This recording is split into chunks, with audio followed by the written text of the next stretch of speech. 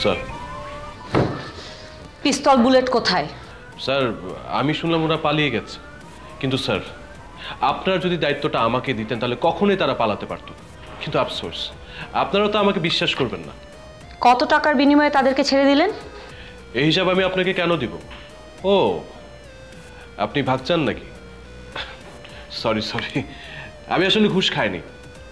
যারা আমার ব্যাপারে এই কথা বলেছে তারা অনেক বড় মিথ্যা কথা বলেছে, অনেক বড় অন্যায় করেছে।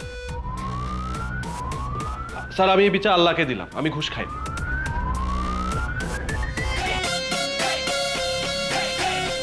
ওয়াও, কি হলো, থামলেন কেন? মারেন একদম সিনেমার মতো।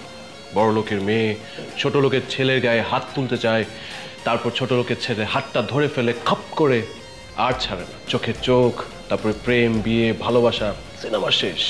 ওয়াও, আপনি একটা অমানুষ। আমি অমানুষ? আসলে সত্যি আমি অমানুষ, কারণ প্রতিদিন ক্রিমিনালদের সাথে দৌড়াতে দৌড়াতে সবাই অমানুষ হয়ে যায়। আপনার কি ধারণা আপনি মানুষ? আমার তো মনে হয় আপনি অমানুষ। তা না হলে শুধু আপনি একটা দিক ভাবতেন না, পিস্তল আর বুলেটের কথা ভাবতেন, কারণ ওরাও মানুষ। তার মানে ওদেরকে ছেড়ে দেওয়ার পিছনে আপনার হাত আছে? যদি বলি নাই, আপনি তো বিশ্বাস করবেন না আমাকে। আর যদি বলি আছে, কি করতে পারবেন? স্যার ছাড়েন ছাড়েন ছাড়েন, প্লিজ ছাড়েন, না হলে আমি উপর মহলে কমপ্লেন করব। Thank you.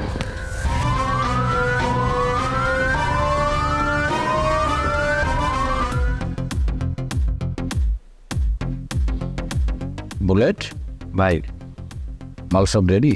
হবে, সব রেডি। তাহলে কি বিরিয়ানির জন্য অপেক্ষা করতেছস? পাঠাস না কেন?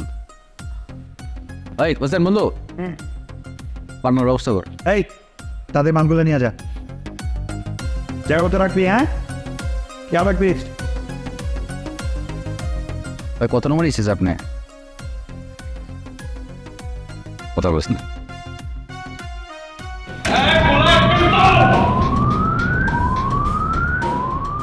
You are under arrest.